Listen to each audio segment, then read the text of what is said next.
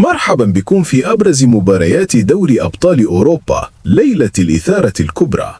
برشلونة ضد أتلتيكو مدريد، ذهاب ربع النهائي، اليوم الأربعاء 8 إبريل 2026. الملعب كامب نو، برشلونة. التوقيت حسب الدول العربية: المغرب 8، تونس والجزائر 9، مصر 10، السعودية والإمارات 11. القنوات الناقلة BN Sports. مواجهة نارية مليئة بالأهداف والمهارات المذهلة.